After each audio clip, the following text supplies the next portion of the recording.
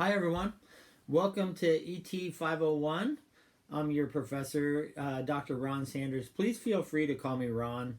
I kind of prefer that. I know some people have a little difficulty, especially if you're from the South or from a little more tradition.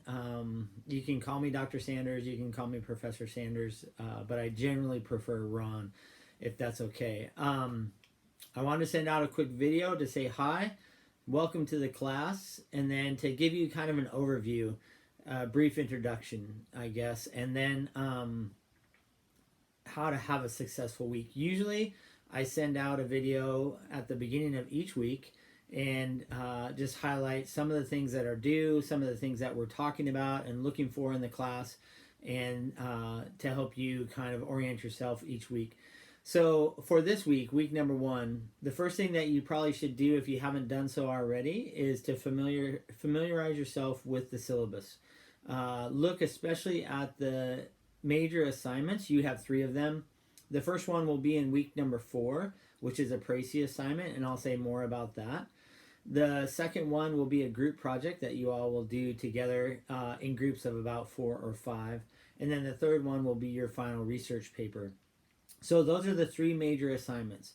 Along the way, each week, you have a reading rhythm. And so I've assigned certain readings for each week. And at the end of the week, you will do a quiz and then a journal reflection. The quiz is really easy. I just ask how much of the reading that you've completed on time by Friday at 5 p.m. And you hopefully will just put 100% and you'll get 100% on that quiz. If you finished 80% or 70%, you can click on that as well, and you'll get that percentage on your quiz. Your journal reflection will be just kind of your experience with the reading. I don't want you to summarize the reading. I don't want you to give an analysis, although you can quibble with it a little bit if you'd like to, but kind of what are the major highlights for you? How did it strike you, both maybe personally or academically? What are you thinking about as you walk away from the articles and chapters or books, etc., that we're reading? So that's what I want you to do in your journal reflections, just like you'd be writing if you read a book on your own and you're kind of writing down some of your thoughts after reading the book or the article. So that's the rhythm, and you'll get it. So don't worry about this first week. I want you to read 2 articles, right? The articles from Kingdom Ethics and the articles for Old Testament Ethics for the people of God. And you'll read those. If something goes wrong or you're a little bit late this week, that's okay. We'll get the rhythm down over the length of the course. So please don't worry if something goes wrong. Just let me know and I'll help you with that. Okay? So that's the first thing that you need to know. The second thing is you have a major assignment coming up in week 4. It's a Précis assignment, and you have in the syllabus listed 5 options for books that you can pick to write a Précis about. A Précis is a strict summary in your own words of the author's arguments. And I'll say more about that. And then in about week 3, I'll release a Précis that I've written on moral vision of the New Testament by Richard Hayes after you've completed your reading on that. So, but you probably want to look at the list of books on the syllabus, and then it's under parallel track readings, and then choose a book that you might be interested in and order it or look for it online. Most of them are available online. There's only 1 or 2 that are not available online. And then maybe begin to read it. You'll have a little lighter reading in week number 3, so you can get a little bit of a head start on your Précis reading for week number 4 in writing. So yeah, that's kind of the major assignments, how you'll get a good grade in the class.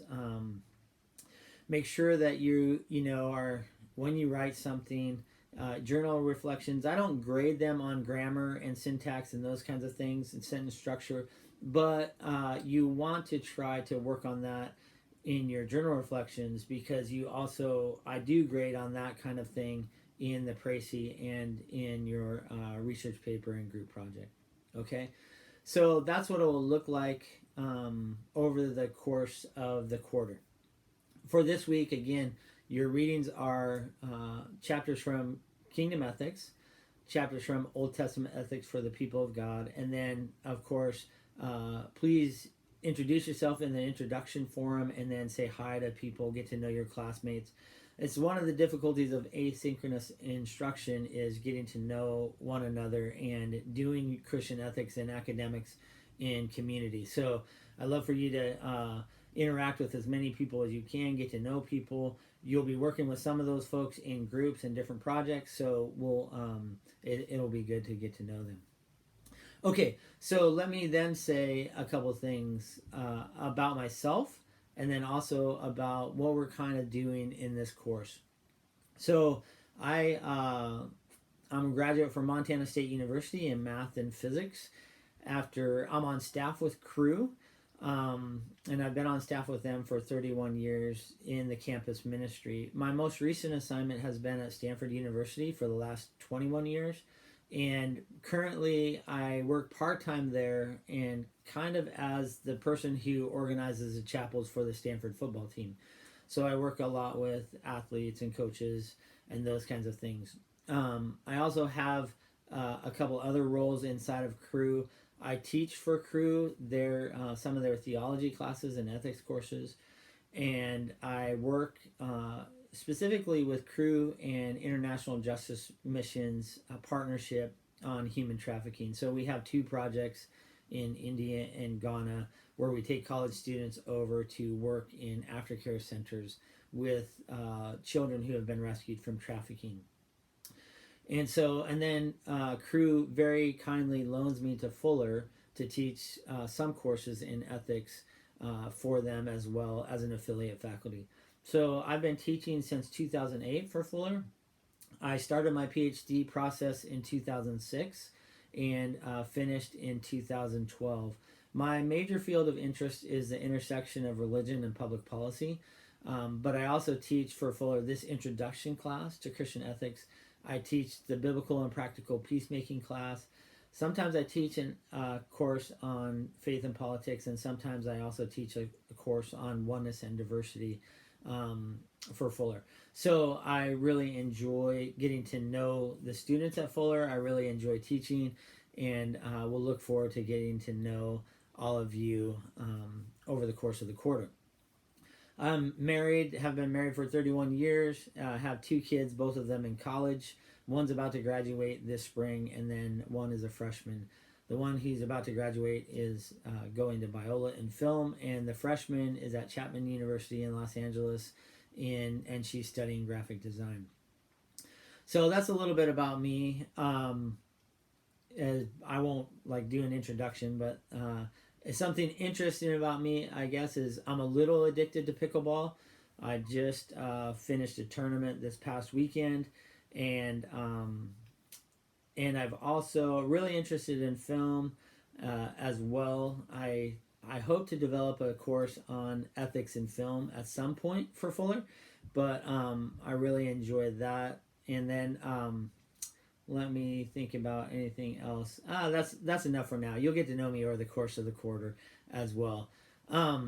Okay, let me give you a broad overview of this introduction course and what we're trying to do. So the first half of the course will be a lot of theory. And what I'm doing with the theory is introducing 4 different kind of methods to do Christian ethics. And these 4 methods I will call, one is a passage-centric model. And you're doing that and getting introduced to that through kingdom ethics.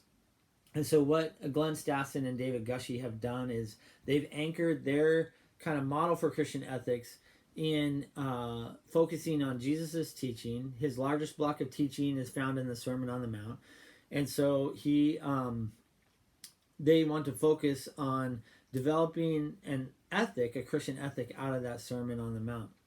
And so you're reading that, kind of their interpretation of the Sermon on the Mount, and then also how they're applying the Sermon on the Mount to different ethical questions that we might be facing, such as the death penalty or war, just war theory, pacifism, those kinds of things, which are very relevant right now with what is going on in Russia and the Ukraine, and abortion and euthanasia, end of life, beginning of life questions, all of those things. So they want to do that and start with the teachings of Jesus. And so I'm calling that the passage centric model because they're focused on the Sermon on the Mount and developing their ethics out of the Sermon on the Mount. With Christopher Wright's book, Old Testament Ethics for the People of God, and Richard Hayes' book, Moral Vision of the New Testament, that's a narrative method. And so what they're going to try to say is they're going to read through the story of the Old Testament, read through the stories of the New Testament, and they're going to try to say, over the course of those narratives, what we find are focal images that emerge. In other words, what we're finding are themes that emerge where the authors are anchoring moral imperatives or their ethics on these particular themes. And so you'll see some examples in Christopher Wright's book that you're reading, and then when we read Moral Vision of the New Testament, of that kind of narrative methodology. In week number 3, we'll look at ethics from the margins. And what we'll do is when we look at doing ethics from the margins, what do people who have traditionally been on the underside of power, how do they develop a Christian ethic, and what questions are they trying to ask and answer when they're arguing for a particular methodology and a particular way of viewing the scriptures and developing a Christian ethic. So we'll look at that. And then the fourth one, we don't necessarily have a reading on that, but we'll practice it a little bit, and it's the topical method. And we don't have a reading on it because often this is the one that comes most naturally for evangelicals, in the sense that if we have an ethical question or if we have a moral dilemma, sometimes what we'll do is we'll look at the scriptures and we'll say, hey, these scriptures directly address this moral question. And then these scriptures indirectly address this moral question. And we'll take these scriptures and we'll kind of develop a systematic ethic to come to a position on those questions.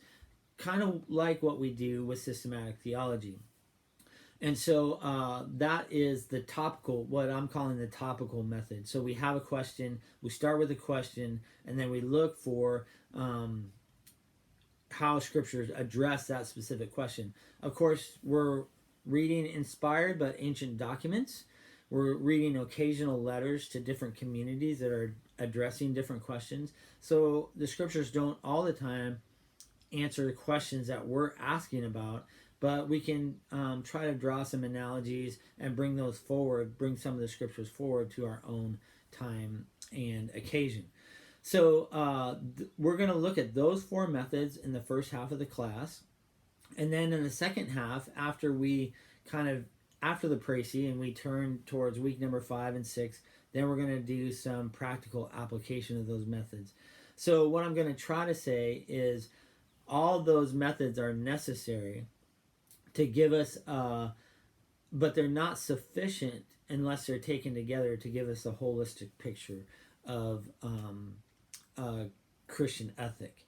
And so when we look at the Sermon on the Mount, it might not address the political situation. It doesn't do a lot of work in politics. And so maybe we need to then look at a topical method and look at the different scriptures. And then we look at the narrative method and we kind of see how the theme of the government developed over time. And then we might look at ethics from the margins and say, okay, what does it look like with people who have been pushed to the margins by a specific political system? And so we'll look at all of those and then try to develop a consistent Christian ethic. What you'll hear me say this a lot: a rich and textured and thick Christian ethic that can take in all of those methodologies and develop a holistic picture for application for us in our daily lives. As you do your reading, what you'll find is I'll often post some lectures related to the reading or the topic of the day, and then I will also post some lectures as I read your journal reflections and respond to them if there's questions on those, or some particular themes emerge as you kind of write about your journal reflections. So that's the picture. That's probably enough for now. That'll get you started for the course. And then we'll probably have a office hour soon within this week or next week. I got to look at my schedule and then we'll be together. Their office hours, when I call them, they're optional for everybody. So please don't worry about it if you don't make it, but they are optional. It gives us a chance to interact a little personally over Zoom at least, and then answer any questions that you might have. Okay, have a great week, number one.